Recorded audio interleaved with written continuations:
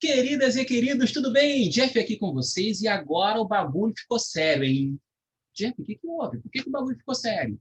Porque agora a gente vai pegar a prova do Enem 2019, a prova do ano passado, e vai resolver inteira. Tá com disposição? Esse vídeo aqui é para isso, é disposição, né? Prova do Enem 2019 vai resolver inteira. O vídeo pode ficar muito grande, então qual é a minha estratégia? Dividir em duas partes. Enem 2019 parte 1, Enem 2019 parte 2, só para não ficar muito extenso, tá bom? Então essa aqui vai ser a parte 1, eu peguei as questões da prova azul, certo? E estão numeradas aqui do jeitinho que está lá na prova do Enem, que aí a gente consegue se localizar direitinho, tá bom? Beleza? E aí, respirou? Ó, vou até fazer isso aqui, ó. Aguinha, né? E vamos que vamos. É isso. Vai ter que ter disposição para acompanhar, hein? Vamos junto? Beleza, vamos lá. Seguinte, gente, primeira questãozinha aqui já é eletroquímica, ok? Eletroquímica. Seguinte, para realizar o desentupimento de tubulações e esgotos residenciais, é utilizada uma mistura sólida comercial que contém hidróxido de sódio e outra espécie química pulverizada. Quando é adicionada água a essa mistura, ocorre uma reação que libera gás hidrogênio e energia na forma de calor, aumentando a eficiência do processo de desentupimento. Considere os potenciais padrão de redução, é zero, da água e de outras espécies em meio básico, expressos no quadro. Qual é a outra espécie que está presente na composição da mistura sólida comercial para aumentar a eficiência? Gente, eu não vou entrar nos pormenores da questão, não, tá? Eu vou imaginar o seguinte: Jeff, candidato, Jeff, aluno, está fazendo a prova. Como é que o Jeff faz? Entendeu? Eu não vou dar, mas aqui, entendeu? Eu não vou destrinchar muito, não, tá? Senão o vídeo vai ficar muito longo. E também para te dar uma opção de, Jeff, eu estou no desespero, estou fazendo a prova ali, olhei e achei a questão meio estranha. Como é que eu faço para minimizar a chance de não acertar essa questão? Vamos ver? Se liga só, gente. Primeira coisa, uma das substâncias é o hidróxido de sódio. O hidróxido de sódio é uma base forte, por isso que ele disse que o meio é básico. Outra coisa importante que o enunciado fala é que quando ele adiciona água a essa mistura, ocorre uma reação que libera gás hidrogênio. Libera gás hidrogênio. Gás hidrogênio, H2. Muito prazer. H2. Beleza? E também libera energia sob forma de calor. Pausa e olha para os dados. Olha para essa tabelinha aí. Há alguma equação que apresenta o gás hidrogênio, que envolva o gás hidrogênio? Bom, aqui eu tenho o gás hidrogênio, tá vendo? H2. Na primeira equação já, certo? Que é a redução da água, a redução do hidrogênio da água, certo? Nenhuma outra apresenta gás hidrogênio. Se ligou? Nenhuma outra. Então, certamente, essa equação tem que fazer parte do meu processo, porque é que produz hidrogênio. Tá? Se o hidrogênio fosse reagente, se inverteria, certo? Porque eu quero produzir, liberar gás hidrogênio. Se é para liberar gás hidrogênio, tem que ser produto. Bingo! Essa semi-reação aqui já tem o H2 como produto. E como é uma semi-reação de redução, eu já encontrei quem vai se reduzir. Eu já encontrei o nosso cátodo. O processo tem que ser espontâneo, não tem? Jeff, como é que você chegou à conclusão que o processo tem que ser espontâneo? Ué, quando eu colocar água a essa mistura comercial, vai ter liberação de hidrogênio e energia que ajuda a desentupir. Não é isso? Então a reação vai acontecer, basta que misture os reagentes, é espontânea. Se eu sei quem é a redução, quem é que vai participar da redução, quem é o cátodo, agora eu vou buscar o ânodo. Num processo espontâneo, o cátodo vai sofrer redução, ânodo, oxidação. E num processo espontâneo, o que você acha? Eu sigo as tendências ou eu contrario as tendências? O que é mais fácil acontecer espontaneamente? Seguir a tendência ou contrariar a tendência? Se ligou que é seguir as tendências? Jeff, como assim seguir tendência? O potencial. O potencial padrão de redução mede a tendência a sofrer redução. Então, eu estou seguindo a tendência desse cara de sofrer redução. Jeff, mas o potencial é negativo. Sim. É só eu escolher alguém que não seja tão alto quanto esse, mesmo que ele seja baixinho. Está entendendo o que eu estou falando? Eu estou querendo dizer para você o seguinte: se eu já sei quem é o cátodo da minha reação completa, da minha reação global, eu sei que esse cara vai precisar se apresentar como cátodo, como redução, porque onde aparece o gás hidrogênio sendo produzido, eu preciso de alguém para oxidação. E se o potencial de redução é menos 0,83, eu quero alguém com potencial de redução, fala para mim, mais alto ou mais baixo que esse para sofrer oxidação? Pode falar que eu te escuto, vai. Isso tem que ser um potencial de redução mais baixo que esse, mais negativo que esse, para ser obrigado a se oxidar perante esse aqui. Se eu olhar o 0,73 negativo, é maior. O 0,22 negativo também é maior. O 0,58 negativo também é maior. Esses três valores são potenciais de redução mais altos do que o menos 0,83. Então, eles seriam cátodo para que aqui fosse um ânodo. Mas eu não quero isso. Eu quero que essa primeira equação seja um ânodo, porque ela produz o gás hidrogênio. Sobram esses dois. Bom, se sobram esses dois e eu preciso que eles se oxidem, eu preciso inverter essas equações, certo? Porque aqui eu estou mostrando a redução, o ganho de elétrons. O alumínio mais 3 virou alumínio zero, o ferro mais 2 virou ferro zero. Eu não quero que eles se reduzam, eu quero que eles se oxidem. A redução eu já vi que acontece lá em cima, é o H daqui virando H2, NOx zero. Então, já que eu vou ter que inverter, os meus reagentes são alumínio e ferro. Eu desconfio do alumínio porque, como o potencial de redução dele é muito mais baixo, ele vai se oxidar com uma facilidade muito grande. De novo, como o potencial de redução dele é bem mais baixo, ele vai ter uma facilidade maior de se oxidar, tornando o processo mais eficiente. Tá? Então, desconfie que quando eu inverter e o alumínio aparecer como reagente, ele seja o sólido pulverizado, a espécie química pulverizada que vai aparecer. Quando eu inverto essa aqui, o ferro deveria ser a espécie sólida, a espécie química sólida pulverizada, e não aparece ferro nas opções, se ligou? Aparece o FeOH2, não o ferro, mas esse cara não pode ser. Se esse cara fosse a espécie sólida pulverizada, ele seria reagente, então aqui deveria ser a redução, o outro oxidação, e se fosse oxidação aqui em cima, não formaria H2, consumiria o H2. Beleza? Então tem que ser a letra A, o nosso alumínio, que ao inverter aqui vira reagente, iguala a quantidade de elétrons e chega na equação global. Tá? Então, eu já desconfio que potenciais de redução mais altos que o menos 0,83 estão fora. Beleza. Dentre os dois que são mais baixos que o menos 0,83, o menor de todos é o do alumínio. Desconfio. Se, ao inverter essa equação aqui, o alumínio vai para o reagente, é só procurar a opção que tem alumínio. Se invertendo essa daqui, o ferro vai para o reagente, é só procurar a opção que tem ferro. Opa, não tem ferro nas opções? Tem o hidróxido de ferro 2, não ferro metálico. Tem o alumínio, então ele é o nosso gabarito. Beleza? Tranquilinho? Vamos seguir, ó. Ritmo acelerado, hein? Próxima questão, gente. Lei de Hess, prova azul, questão 95. Vamos lá? Beleza? Se liga aqui. Glicólise é um processo que ocorre nas células, convertendo glicose em piruvato. Durante a prática de exercícios físicos que demandam grande quantidade de esforço, a glicose é completamente oxidada na presença de O2. Entretanto, em alguns casos, as células musculares podem sofrer um déficit de O2 e a glicose ser convertida em duas moléculas de ácido lático. Então, aqui, ó, a glicose está sendo completamente convertida em CO2, certo? E aqui eu tenho o ácido lático. Esse aqui é o ácido lático. Tá bom? Então, a glicose vai ser convertida em duas moléculas de ácido lático quando você tiver déficit de O2. Certo? As equações termoquímicas para a combustão da glicose, que está aqui em cima, e a combustão também do ácido lático, que está aqui embaixo, são respectivamente mostradas a seguir. O processo anaeróbico, ou seja, sem consumir oxigênio, é menos vantajoso energeticamente por quê? Por que ele é menos vantajoso energeticamente? Porque ele deve consumir energia e o outro liberar. Ou ele deve liberar menos que o outro, que é aeróbico. Então, eu tenho duas possibilidades. Ou um absorve e o menos vantajoso, aliás, o mais vantajoso libera energia, produz energia, e menos vantajoso consome.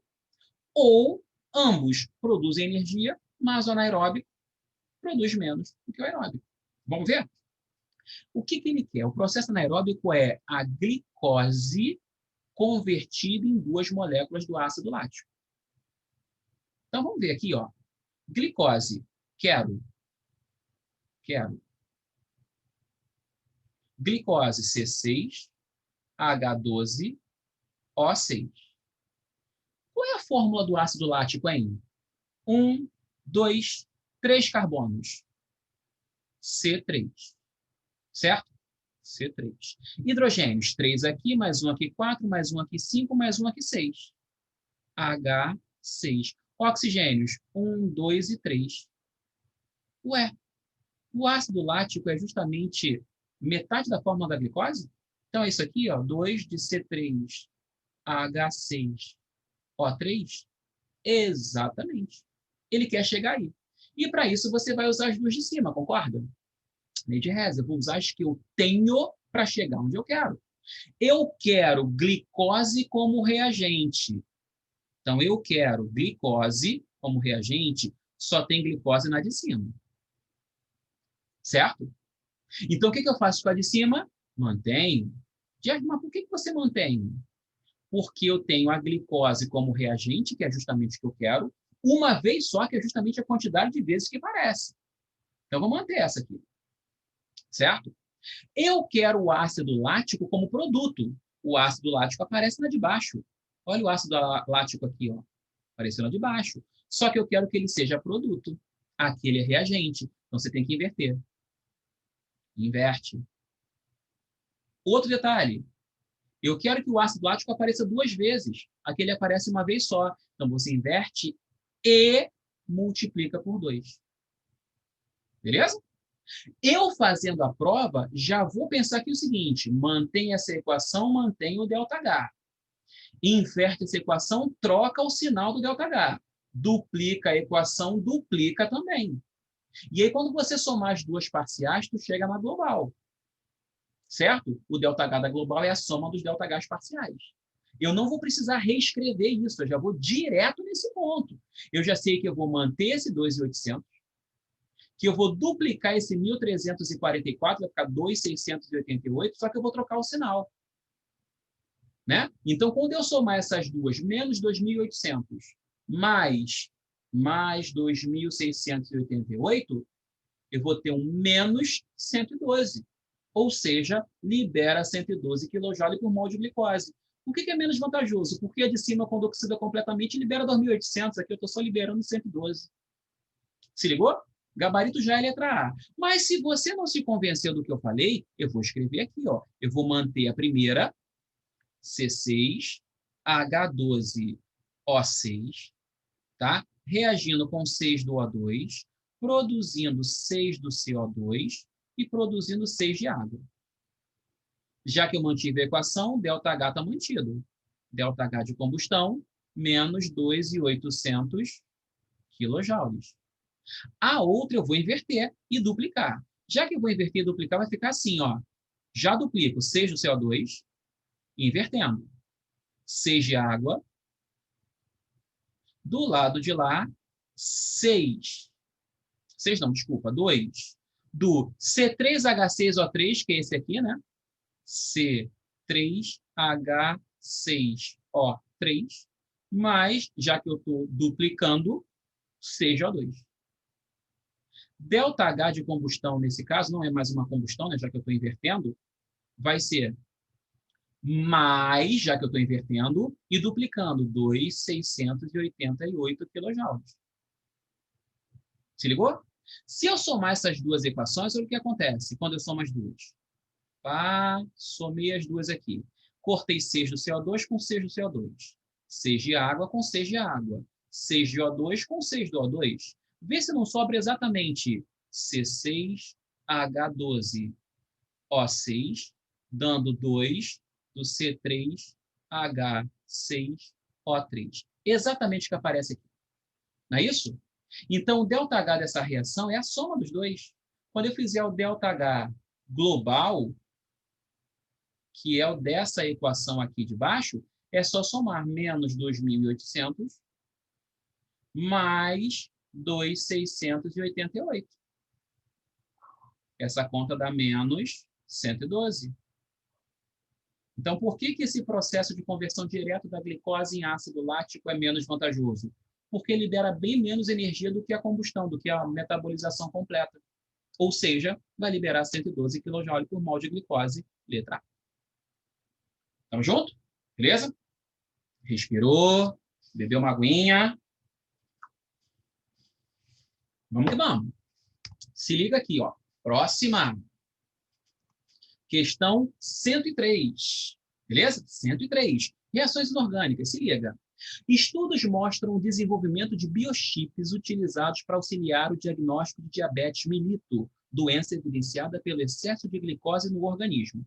O teste é simples e consiste em duas reações sequenciais na superfície do biochip, entre a amostra do soro sanguíneo do paciente, enzimas específicas e reagente iodeto de potássio, conforme mostrado na imagem. Então, o biochip está aqui, então as enzimas, o iodeto de potássio, o biochip após a adição do soro, fluxo daqui para cá, né? Da esquerda para a direita, e após a adição do soro sanguíneo, fluxo desloca-se espontaneamente da esquerda para a direita, promovendo reações sequenciais conforme as equações 1 e 2. Na primeira, a conversão de glicose do sangue em ácido glucônico. Glicose aqui, ácido glucônico aqui. Aqui é o peróxido de hidrogênio. Na segunda, o peróxido de hidrogênio reage com íons iodeto, gerando o íon triiodeto, água e oxigênio. O tipo de reação que ocorre na superfície do biochip nas duas reações do processo é... Gente, o que é uma análise? Análise é sinônimo de decomposição. Vou te dar um exemplo de análise. CaCO3, aquecimento, CaO mais CO2. Análise é o mesmo que decomposição. Tá? Um reagentezinho só, produzindo dois ou mais produtos diferentes. O que é uma síntese? É o contrário, é a adição. H2, meio de O2, H2O. Dois ou mais reagentes dando um único produto. Não vejo isso nem na primeira nem na segunda. Aqui eu tenho 3 reagentes dando 2 produtos, aqui eu tenho 2 reagentes dando 3 produtos. Não estou importando com a quantidade de cada reagente, não, tá? Só o tipo de reagente. Então, não é análise, não é síntese. Complexação é formação de íons complexos. Íons complexos são formados, na maioria das vezes, por cátions metálicos no centro e ligações coordenadas de grupos ou espécies iônicas para esse cátion metálico. É uma química bem chatinha, tanto que é chamada de química de complexação, formação de íons complexos. Longe de ser aquele íon carbonato, aquele íon nitrato. Né? Pelo contrário, são ânions ou espécies neutras, tipo amônia, com par de elétrons disponível, fazendo ligação coordenada, aquela que a gente chamava antes de dativa, para um átomo metálico central ou para um cátion metálico central. Em geral, cátions metálicos, tá? Átomo não, mas cátions metálicos. Não estou vendo nenhum metal aí fazendo isso. Tá? Química de coordenação fica bem complicadinha se você não tiver ali um elemento central para poder, na hibridização, palavra-chave é hibridização, dispor desses elétrons. Reação ácido-base. Gente, glicose não é ácido, glicose não é base. Tá? Aqui eu até formo um ácido glucônico, mas não é uma reação de um ácido neutralizando por uma base. Então, descarto a complexação, mesmo com aquela duvidazinha aqui na cabeça, descarto o ácido-base. Marco oxirredução. Por quê? Você reparou que aqui o oxigênio é uma substância simples? NOx, 0. E aqui, ó, menos 2, menos 1 no peróxido.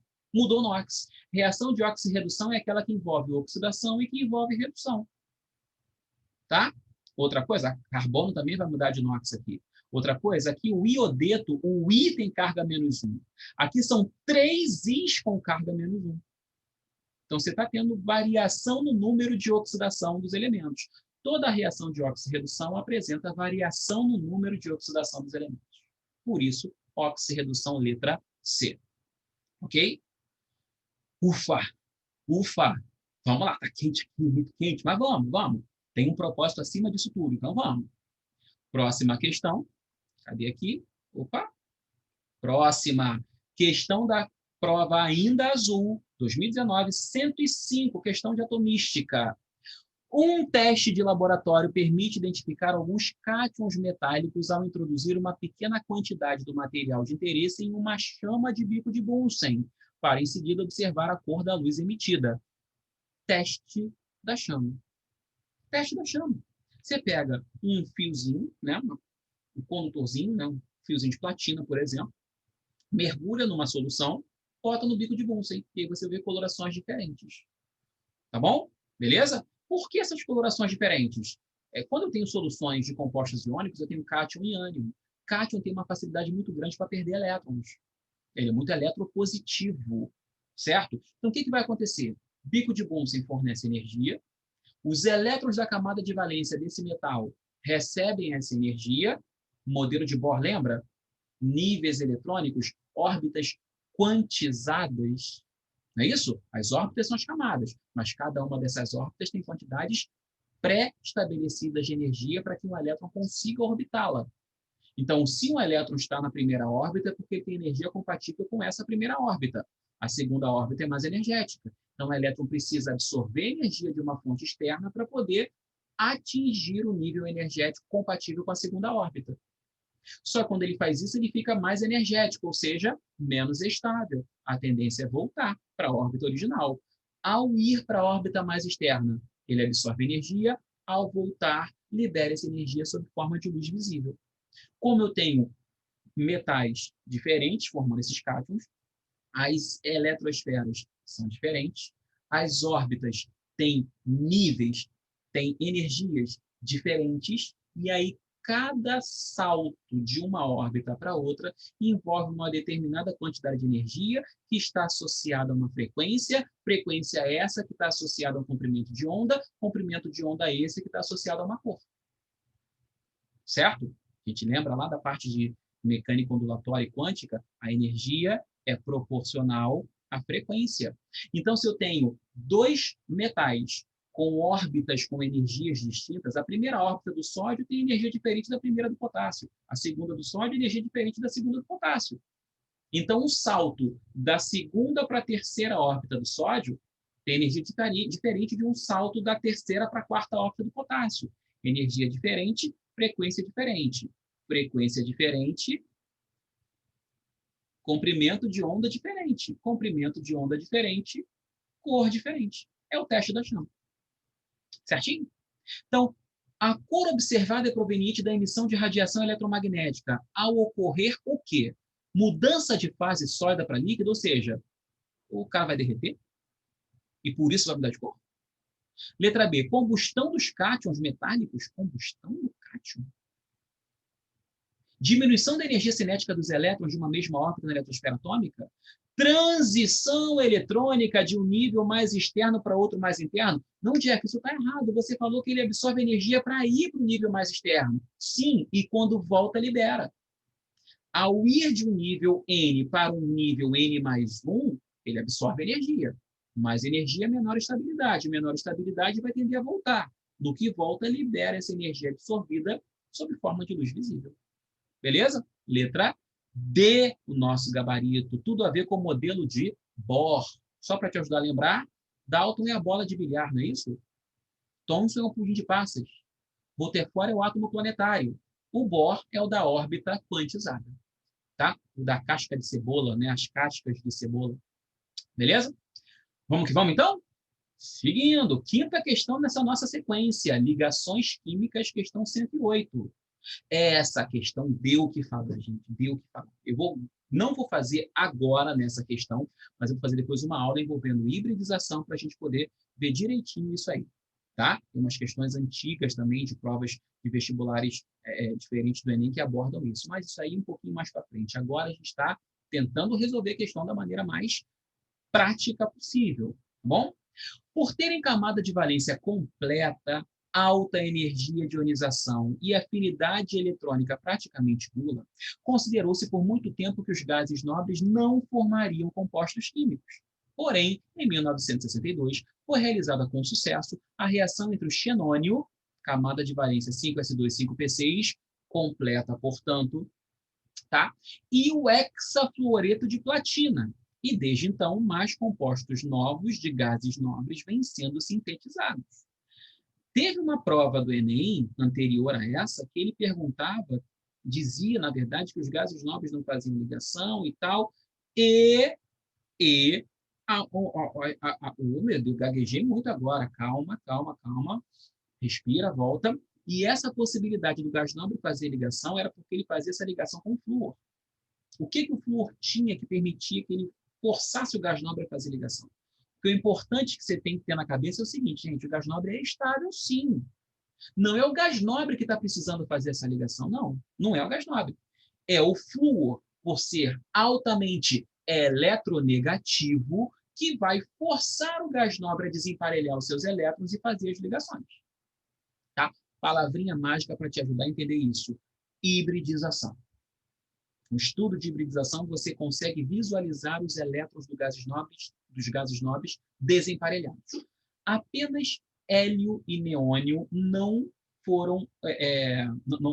se conseguiu formar compostos estáveis com hélio e neônio formando ligação. Tá? Justificativa, uma delas, pelo menos, raio extremamente pequeno. Então, núcleo muito próximo, difícil de desemparelhar esses elétrons e ceder para um compartilhamento. Bom, continuando. E cadê? E o hexafluoreto de platina, desde então, mais compostos novos de gases nobres vêm sendo sintetizados.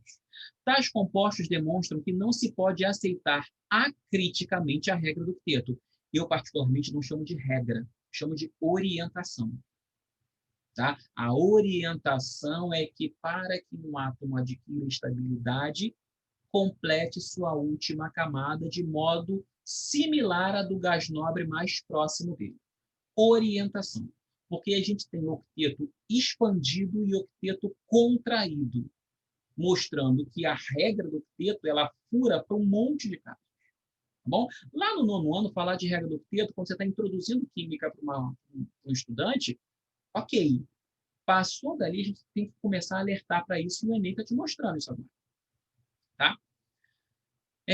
Na qual se considera que numa ligação química, os átomos tendem a adquirir estabilidade assumindo configuração eletrônica de um gás nobre. Dentre os compostos conhecidos, um dos mais estáveis é o difluoreto de xenônio. Não inventa, não dá para... Né? Como é que eu vou saber? Difluoreto. Fluoreto, F. Eto, ânion. Xenônio aqui, F aqui, 2 vezes. Acabou. Na qual 2 átomos do halogênio flúor, camada de valência 2s2, 2p5, 7 elétrons na camada de valência, se ligam covalentemente ao átomo do gás nobre, para ficarem com 8 elétrons na camada de valência. Jeff, mas aí o gás nobre não vai ficar com 8. Como é que o enunciado está falando isso? 2 átomos do halogênio flúor se ligam covalentemente ao átomo de gás nobre para ficarem com 8 na camada de valência. Os 2 átomos de flúor, que vão ficar com 8 na camada de valência. O gás nobre, não. O gás nobre xenônio já tem 8 elétrons na camada de valência. Então, aqui os 8. Fórmula eletrônica que eu vou fazer. Ele fala para a gente no enunciado que a ligação é covalente. Então, o flúor tem 7 elétrons na sua camada de valência e o outro flúor também 7 elétrons na camada de valência. Uma ligação covalente aqui. Uma ligação covalente aqui. A hibridização te ajuda a enxergar como é que isso acontece. Tá? Então, quem é que vai ficar com 8 elétrons na camada de valência? Os átomos de flúor. 2, 4, 6, 8. O outro lado a mesma coisa. E o xenônio? 2, 4, 6. Aqui, ó. Aí, deixa eu fazer direitinho. Aqui. Mais 2 aqui. Mais 2 aqui. E aqui. Mas aí o xenônio não estabilizou. Sim, ele estava mais estável com os 8 na camada de valência, mas aí, para estabilizar 2 átomos do flúor, devido à alta eletronegatividade do flúor, o xenônio sofre hibridização e é forçado a compartilhar esses elétrons com o flúor. Ao se escrever a fórmula de Lewis ou a fórmula eletrônica de Lewis, como a gente está fazendo, do composto de xenônio citado, quantos elétrons a camada de valência haverá no átomo do gás nobre? Quantos elétrons na camada de valência haverá no átomo do gás nobre? 2 aqui, 2 aqui, 2, 2 e 2. Total de 10. Beleza? Gente, não dá para inventar. É fazer o que o enunciado manda. Tá bom? Então segue. Mas por quê? O porquê é outro papo para outro vídeo. Tá bom? Esse aqui já está ficando gigantesco. Tá bom? Mas vamos lá. Eu faço umas 3 questões aqui e a gente pausa e faz a parte 2 em seguida. Beleza? Tranquilinho? Vamos que vamos então, galera. Seguinte. Próxima aqui. Questão 112 da prova do Enem 2019, propriedades físicas. Vamos lá? Aqui. Os hidrocarbonetos são moléculas orgânicas com uma série de aplicações industriais. Por exemplo, eles estão presentes em grandes quantidades nas diversas frações do petróleo e normalmente são separadas por destilação fracionada, com base nas suas temperaturas de ebulição. O quadro apresenta as principais frações obtidas na destilação do petróleo, em diferentes faixas de temperatura. Fração 1, 2, 3 e 4, tá? A ebulição acontece na fração 1 até 20 graus Celsius, quer dizer, baixinho. Na fração 2, a faixa de temperatura de ebulição é de 30 até 180, tá? Já na fração 3, 170 a 290. Na 4, mais alta ainda, de 250 a 350, começa a ocorrer a ebulição. Exemplos de produtos da fração 1, gás natural, gás de cozinha, gás, 20 graus Celsius, temperatura ambiente, gás mesmo. Fração 2, gasolina. Gasolina é essencialmente formada por octanos. É um exemplo, tá? Um exemplo. É único? Não. C6H12 tem uma gama de compostos aí que entram em ebulição entre 30 e 180 graus. Querosene entra aqui ó, na fração 3. Certo? O óleo diesel na 4. Certo? Então, você vai começar a relacionar o número de carbonos, o exemplo, a faixa de temperaturas de ebulição e a fração. Na fração 4, ou seja, aqui, a separação dos compostos ocorre em temperaturas mais elevadas. Por quê? O que você me diz? Por quê? Bom, na fração 4, eu tenho temperaturas de ebulição que variam de 260 a 350. Óleo diesel é um exemplo. E as cadeias têm de 14 a 18 carbonos. Suas densidades são maiores? Densidade é maior? Realmente, os mais pesados tendem a apresentar densidade maior, mas não é por isso que a temperatura de ebulição é mais elevada. A temperatura de ebulição é uma propriedade física. Ela tem a ver com o quê? Com forças de interação intermolecular, com massa molar. Tá bom? Tamanho de cadeia, já que eu estou falando de orgânica. Número de ramificações é maior? Sim, o número de ramificações é maior, só que quanto mais ramificada for uma cadeia, menor é a temperatura de ebulição do composto. Vou te dar um exemplo clássico, tá? Imagina que a gente tem aqui, ó, pentano, metilbutano, dimetilpropano. Imagina que eu tenho outra molécula de propano aqui, ó, e aqui está rolando a interação de uma molécula com outra. Imagina que agora eu tenho uma outra molécula de butano aqui. Você está vendo a interação de uma molécula com outra. Menos pontos de interação, a superfície de contato entre as duas moléculas, a superfície de interação entre as duas moléculas, não contato, tá, gente? De interação, é menor. E essa ramificação atrapalha que um se aproxime muito do outro. Se você olhar para cá, então, pior ainda, né? Porque eu tenho mais ramificações, o que dificulta que um se aproxime do outro, e, consequentemente, menor superfície de interação. Quanto mais ramificações, menos intensa é a atração entre os dois. Então, a temperatura de ebulição deveria ser mais baixa. Forças intermoleculares mais intensas. Gente, se eu estou falando de hidrocarbonetos são apolares. Entre substâncias apolares, o tipo de interação é a força de London. E a força de London é maior quanto maior a superfície de interação. Certo? Então, se eu tiver cadeias maiores, tem maior superfície de interação, as forças de London são mais intensas. Com cadeias mais curtinhas, forças de London menos intensas. Como eu estou falando de um composto com mais carbonos, maior superfície de interação, forças intermoleculares mais intensas. Letra E, cadeia carbônica é mais difícil de ser quebrada? Gente, entrar em ebulição é manter a cadeia, é só separar uma molécula da outra. Não é quebrar essa molécula, é separar essa dessa. Quebrar a molécula seria reação química. Beleza? Letra D de dado nessa número 12, a gente vai agora para 115, questão 115 nessa prova. Envolve um pouquinho de química ambiental, tá? Jogo rápido, vamos lá. O concreto utilizado na construção civil é um material formado por cimento misturado à areia, à brita e à água. Cimento, areia, brita é pedra, tá, gente? Pedra, tá bom?